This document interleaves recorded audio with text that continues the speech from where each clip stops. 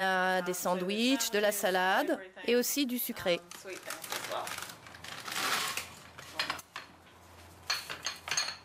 Sur ces plateaux, chaque assiette est minutieusement pesée. Car le but de Catherine, c'est de mesurer le nombre de calories que chacun de ses Kobe va consommer ce jour-là. Voilà, mange autant que tu voudras et arrête-toi quand tu n'as plus faim. Pour ne pas être influencés les uns par les autres, les Kobe sont séparés par des parois. Aujourd'hui, c'est Barry qui a bu une boisson light. La semaine précédente, c'était Paul. Et celle d'avant, c'était Rory. Au bout de 3 semaines, chacun s'est donc prêté à cette expérience en ayant bu les 3 différents breuvages. En notant ce qu'ils ont mangé, Catherine va donc pouvoir comparer l'influence de ces 3 boissons sur l'appétit de chacun.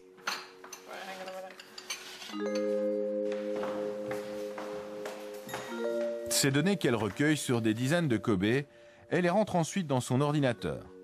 Et depuis qu'elle a commencé à recueillir des informations il y a 10 ans, voici les résultats surprenants qu'elle obtient.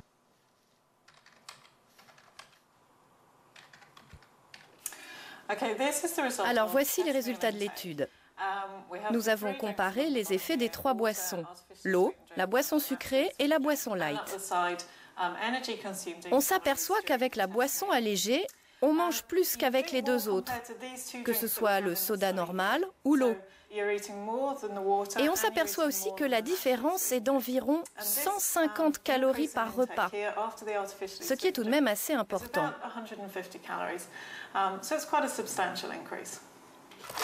150 calories en plus, c'est l'équivalent de 8 cuillères à café de sucre à chaque repas.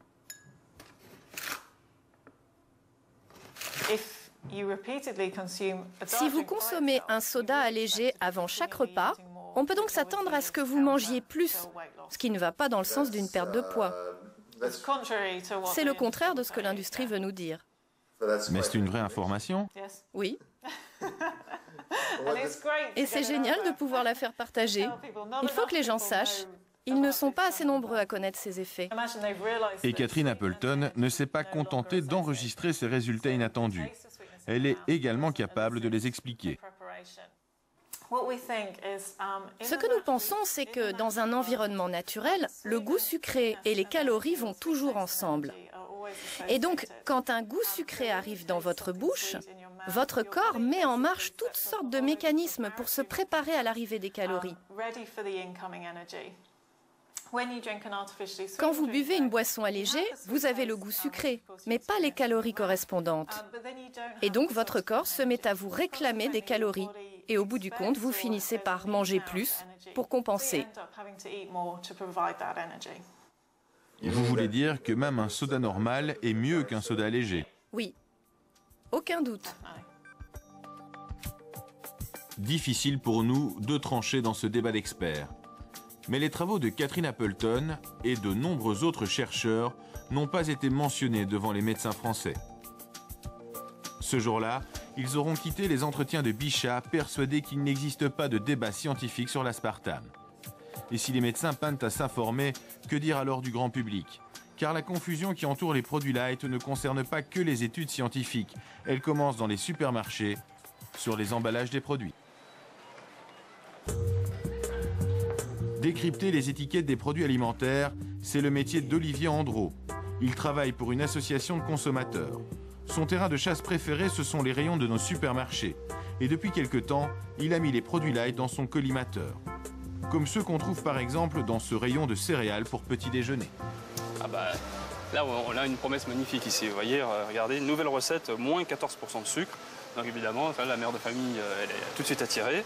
Et puis, malheureusement, elle risque d'oublier de regarder l'étiquetage nutritionnel qui est écrit en tout petit, il est vrai, où on dit qu'on se trouve à 43% de sucre, donc c'est presque la moitié de sucre. Donc ce produit n'est pas franchement intéressant que D'autant moins intéressant qu'à quelques mètres de là, on trouve dans le même rayon un produit standard beaucoup moins calorique.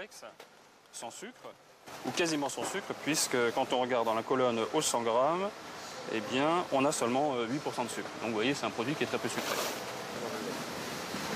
On se trouve avec un produit qui a une promesse où on dit qu'on a moins de sucre, et dans la pratique, en fait, il est pratiquement 6 fois plus sucré que le produit de base. Donc c'est vrai qu'on peut se poser des questions sur l'intérêt de regarder ces promesses qui sont mises en avant par les fabricants. Mais ils ont le droit de marquer ça? Absolument. Ils ont le droit de marquer ça, puisque effectivement c'est la réalité. Ils sont probablement partis d'un produit qui était à la base particulièrement sucré. Ils ont reformulé le produit et on se retrouve au final avec un produit qui est toujours très sucré. Donc en fait, ils ont un peu tous les droits. Effectivement, c'est ça la réglementation européenne qui leur permet de faire pas mal de promesses qui dans la pratique sont pas vraiment intéressantes pour le consommateur. Une législation européenne votée il y a 3 ans pour empêcher les abus des fabricants et qui a permis quelques avancées. Aujourd'hui par exemple, pour employer un terme comme allégé ou light, son équivalent anglais, il faut respecter certains critères.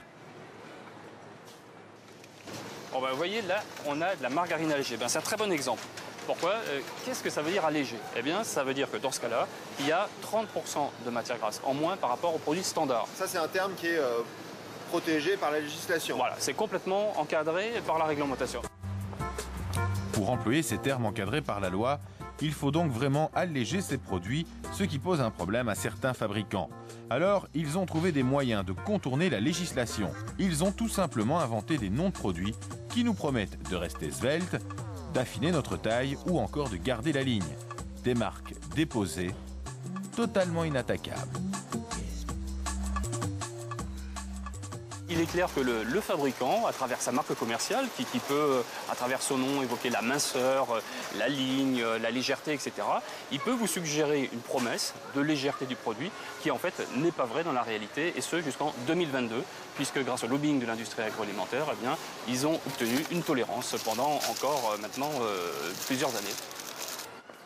Pendant encore 13 ans, les fabricants peuvent donc contourner en toute légalité une législation totalement incompréhensible pour le consommateur, à tel point que les professionnels de la santé sont aujourd'hui obligés de se mobiliser.